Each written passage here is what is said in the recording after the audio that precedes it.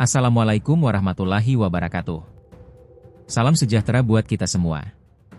Halo guys, selamat datang kembali di channel keren ini, Peradaban Baru. Hari ini kita bakal bahas topik yang lagi super panas di kalangan pionir di platform X. Lagi banyak banget analisis, inovasi, dan prediksi gila tentang arah masa depan Pi Network. Dan seperti biasa, semua yang gue bahas bukan pernyataan resmi, tapi rangkuman dari berbagai analisis komunitas. Jadi anggap saja sebagai wawasan tambahan, bukan kebenaran mutlak. Sebelum kita mulai, jangan lupa subscribe, like, dan aktifkan lonceng notifikasi, supaya kalian gak ketinggalan update penting berikutnya. Jangan lupa mampir untuk menonton video penting lainnya yang udah gue upload ya guys. Oke, langsung aja kita masuk inti pembahasan, kali ini berjudul Pi Network dan evolusi sistem moneter baru, dari dual value ke infrastruktur finansial global. Pendahuluan, uang memasuki babak peradaban baru. Sejarah selalu menunjukkan bahwa uang bukan sekadar alat transaksi, tetapi teknologi yang berevolusi mengikuti kebutuhan manusia. Kita pernah hidup di era koin logam, lalu uang kertas berbasis utang, pembayaran elektronik, hingga munculnya cryptocurrency dan stablecoin. Namun, semua sistem tersebut akhirnya mencapai batas teknologinya. Di titik inilah Pi Network hadir bukan hanya sebagai kripto baru, tetapi sebagai fondasi sistem operasi ekonomi masa depan, melalui arsitektur nilai ganda, PIGCV sebagai nilai berbasis kontribusi, dan PUSD sebagai mata uang penyelesaian global yang stabil dan terintegrasi dalam sistem keuangan modern. Oke, selanjutnya guys, perubahan besar, kerusakan sistem lama. Dunia saat ini terjebak dalam 3 model nilai yang saling bertentangan. Pertama, uang fiat yang terus tergerus inflasi dan sepenuhnya dikendalikan bank sentral. Kedua, aset kripto volatil seperti Bitcoin yang sulit digunakan sebagai alat transaksi karena naik turun harga yang ekstrim. Ketiga, stablecoin seperti USDT dan USDC yang meski stabil, tetap bergantung pada penerbit terpusat dan menghadapi tekanan regulasi, transparansi cadangan, dan risiko pemblokiran. Ketidakharmonisan ketiga model ini membuat sistem keuangan global menjadi rapuh, spekulatif, dan tidak stabil. Arsitektur Pi hadir sebagai jawaban atas kegagalan tersebut. Nah berikutnya guys, transisi menuju sistem ekonomi berbasis Pi. Perpindahan ke sistem ekonomi baru ini tidak terjadi sekaligus, tetapi melalui 4 tahapan yang sangat terukur. Tahap pertama adalah penggunaan stablecoin sebagai jembatan sementara. Pada fase ini, stablecoin berfungsi sebagai pintu antara ekonomi tradisional dan dunia terdesentralisasi. Tahap kedua adalah munculnya PUSD sebagai alat penyelesaian transaksi global. Dengan dukungan standar komunikasi keuangan internasional seperti ISO 20022, PUSD bukan hanya mata uang digital, melainkan infrastruktur finansial yang dapat dipakai institusi, pemerintah, dan jaringan pembayaran formal.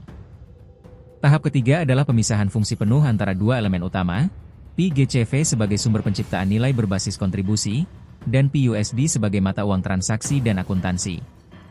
Aturan pentingnya adalah bahwa staking hanya berlaku untuk PIGCV, bukan PUSD, demi menjaga arus transaksi tetap hidup dan mencegah ekonomi stagnan seperti sistem bunga tradisional.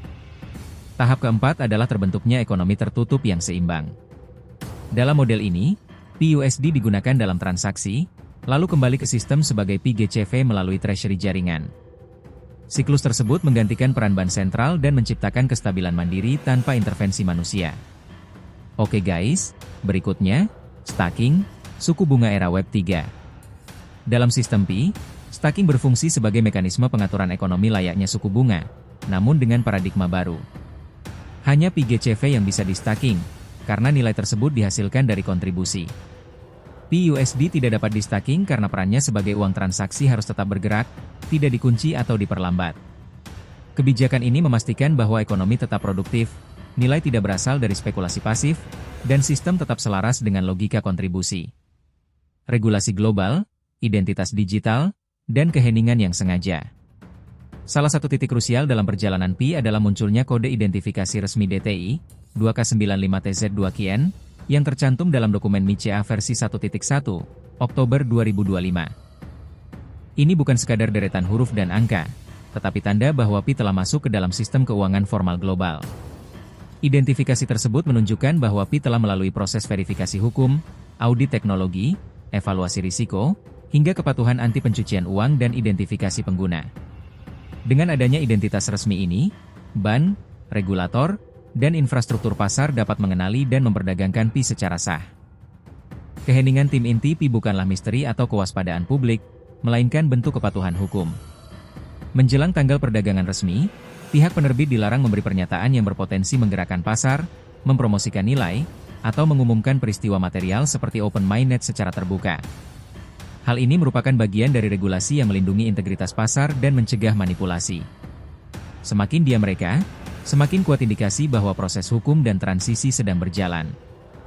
Berikutnya guys, dimensi filosofis, dari keadilan menuju kedaulatan. 2 tanggal menjadi simbol perjalanan Pi. Tanggal 20 Februari dipilih sebagai momen deklarasi jaringan terbuka karena bertepatan dengan Hari Keadilan Sosial Internasional.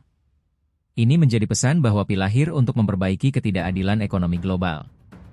Sementara itu, tanggal 28 November dimaknai sebagai Hari Pemulihan Kedaulatan. Banyak negara merayakan kemerdekaan di tanggal ini, menjadikannya simbol momentum bagi pengguna untuk memasuki era ekonomi yang tidak lagi dikendalikan oleh elit finansial atau institusi terpusat. Perjalanan antara 2 tanggal ini adalah fase penyelarasan regulasi, teknologi, dan kesiapan infrastruktur global. Terakhir guys, kesimpulan, Pi sebagai sistem peradaban, bukan sekadar kripto.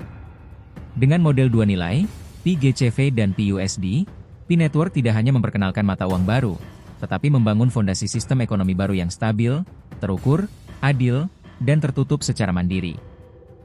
Hasil akhirnya adalah ekonomi tanpa inflasi dan tanpa bank sentral, penghapusan stablecoin pribadi, berkurangnya relevansi aset spekulatif volatil, infrastruktur moneter global berbasis PUSD, dan mekanisme penciptaan nilai melalui kontribusi, bukan manipulasi kapital. Ini bukan sekadar peluncuran teknologi, ini adalah rekonstruksi ulang sistem ekonomi manusia. Dan seperti banyak simbol dalam perjalanan ini, para pelopor sejati adalah mereka yang tetap bertahan sampai semuanya terbuka. Penutup, ingat ya guys, ini bukan saran investasi. Ini hanya rangkuman analisis komunitas. Prediksi bisa benar, bisa juga salah. Tetap ikuti info resmi dari Pi Network dan lakukan riset mandiri. Terima kasih sudah menonton. Jangan lupa like, subscribe, dan aktifkan notifikasi biar nggak ketinggalan update-update berikutnya. Sampai jumpa di video selanjutnya. Wassalamualaikum warahmatullahi wabarakatuh. Salam sejahtera buat kita semua.